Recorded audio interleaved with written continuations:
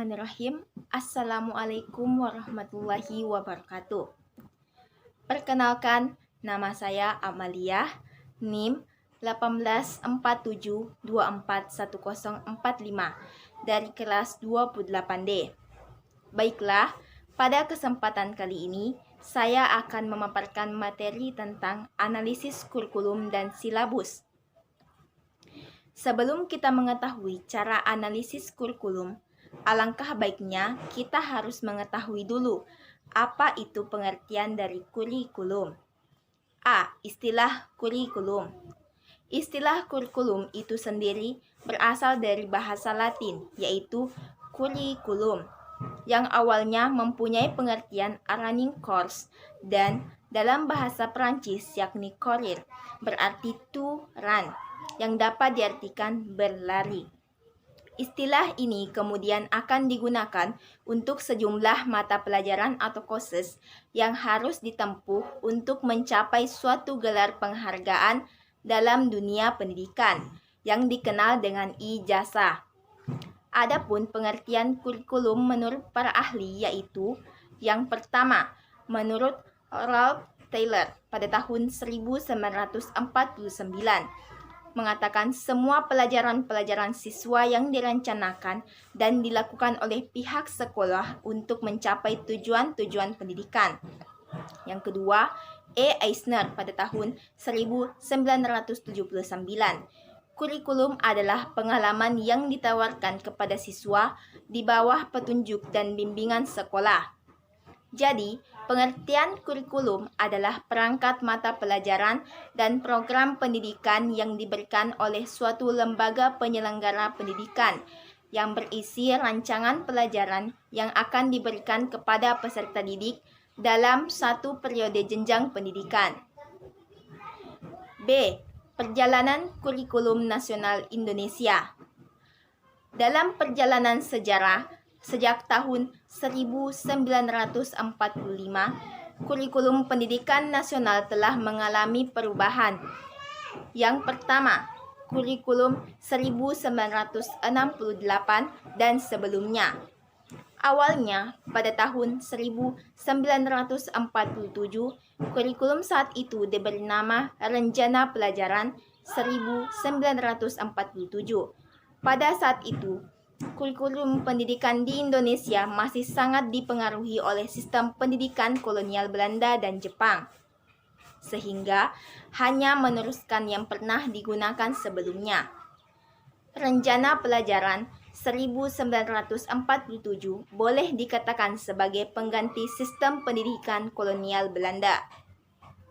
Setelah Rencana Pelajaran 1947, pada tahun 1952, kurikulum pendidikan di Indonesia mengalami penyempurnaan. Pada tahun 1952 ini diberi nama Rencana Pelajaran Terurai 1952. Usai tahun 1952 menjelaskan tahun 1964, pemerintah kembali menyempurnakan sistem kurikulum di Indonesia. Kali ini diberi nama dengan Rencana Pendidikan 1964. Adapun pokok-pokok pikiran kurikulum 1964 yang menjadi ciri dari kurikulum ini adalah bahwa pemerintah mempunyai keinginan agar rakyat mendapatkan pengetahuan akademik untuk pembekalan pada jenjang SD atau sekolah dasar, sehingga pembelajaran dipusatkan pada program Pancawardhana. Menurut Hamalik tahun 2004, yaitu pengembangan moral, kecerdasan, emosional, artistik, keprigelan, dan jasmani. Selanjutnya yaitu kurikulum 1968 merupakan pembaharuan dari kurikulum 1964 yang dilakukannya perubahan struktur kurikulum pendidikan dari Pancawardhana menjadi pembinaan jiwa Pancasila, pengetahuan dasar, dan kecakapan khusus. Dari segi tujuan pendidikan, kurikulum 1968 tersebut bertujuan bahwa pendidikan ditekankan pada upaya untuk membentuk manusia Pancasila sejati yang kuat dan sehat jasmani, mempertinggi kecerdasan dan keterampilan jasmani, moral, budi pekerti, dan keyakinan beragama. Yang kedua, yaitu kurikulum 1975. Kurikulum 1975 hingga menjelang tahun 1983 dianggap sudah tidak mampu lagi memenuhi kebutuhan masyarakat dan tuntutan ilmu pengetahuan serta teknologi. Karena itu, pada tahun 1984 pemerintah menetapkan pergantian 1975 oleh kurikulum 1984. B. Yang ketiga, kurikulum 1984. Kurikulum 1984 ini tampil sebagai perbaikan atau revisi terhadap kurikulum 1975. Kurikulum 1984 ini memiliki salah satu ciri, yaitu berorientasi pada tujuan instruksional. Yang keempat, yaitu kurikulum 1994. Kurikulum 1994 dibuat sebagai penyempurnaan kurikulum 1984 dan dilaksanakan sesuai dengan Undang-Undang Nomor 2 Tahun 1989 tentang Sistem Pendidikan Nasional. Yang kelima, kurikulum KBK. Kurikulum berbasis kompetensi merupakan perangkat rencana dan pengaturan tentang kompetensi dan hasil belajar yang harus dicapai siswa, penilaian, kegiatan belajar mengajar, dan pemberdayaan sumber daya pendidikan dalam pengembangan kurikulum sekolah. Yang keenam, yaitu kurikulum 2006 atau KTSP. Kurikulum 2006 atau lebih dikenal sebagai KTSP mulai diberlakukan sejak tahun 2006 atau 2007. Pada kurikulum ini, kurikulum didefinisikan sebagai seperangkat rencana dan pengaturan mengenai tujuan, isi, dan bahan pelajaran serta cara yang digunakan sebagai pedoman penyelenggaraan kegiatan pembelajaran untuk mencapai tujuan pendidikan nasional. Yang ketujuh, yaitu kurikulum 2013. Pada kurikulum 2013 terdapat sebuah pendekatan, yaitu pendekatan saintifik, di mana pembelajaran berpusat pada peserta didik. Pendekatan saintifik ini terdiri dari kegiatan mengamati, menanya, mengumpulkan data, mengasosiasikan, dan juga mengkomunikasikan.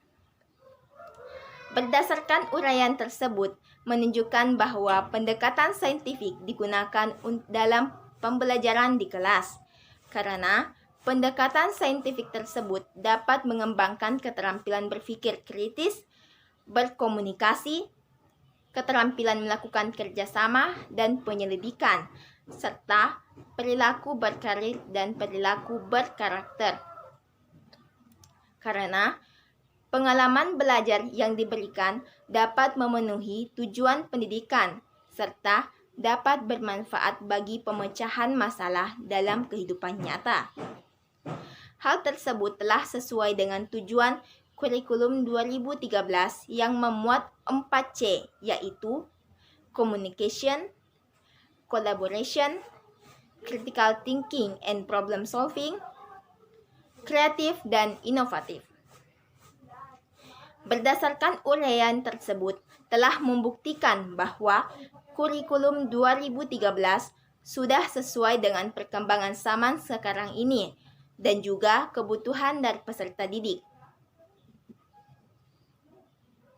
Yang selanjutnya yaitu C.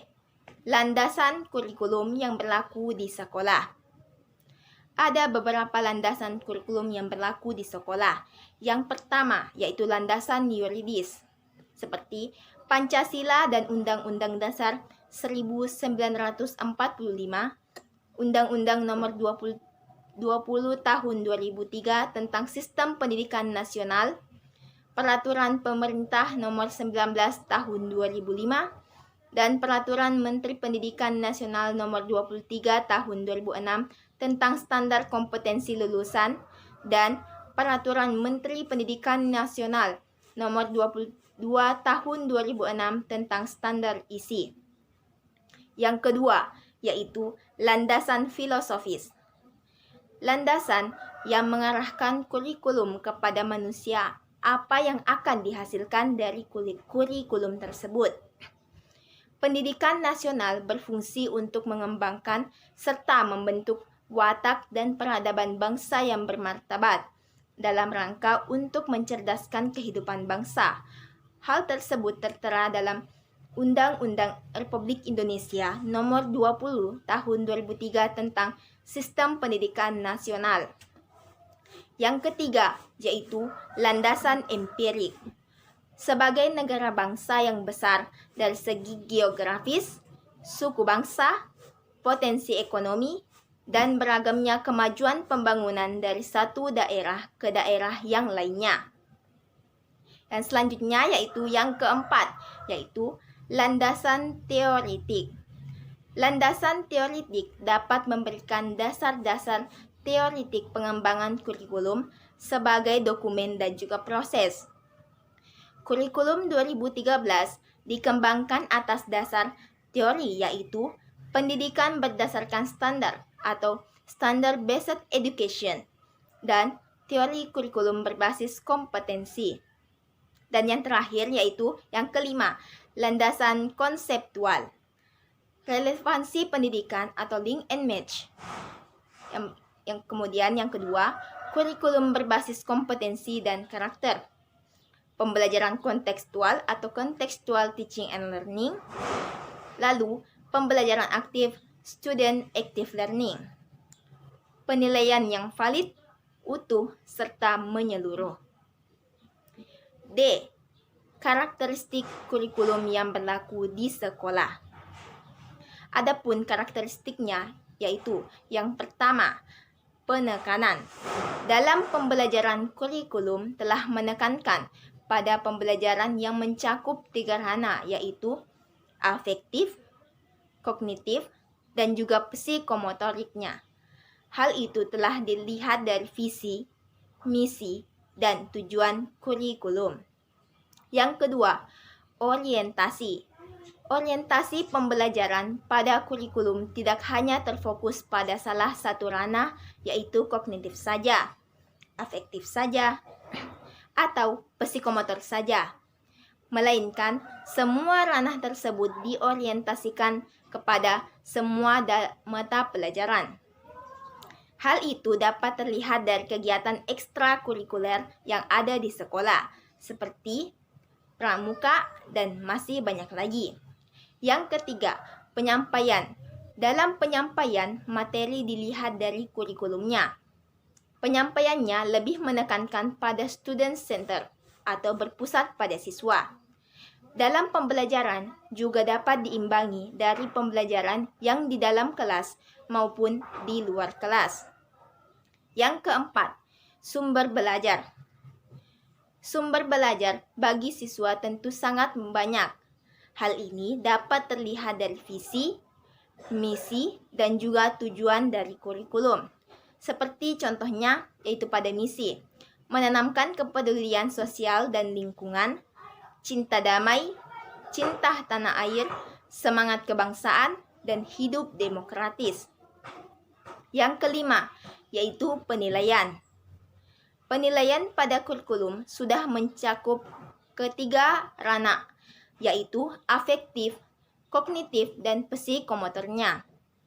Penilaian juga dilakukan melalui proses atau diambil berdasarkan proses. E. Komponen kurikulum.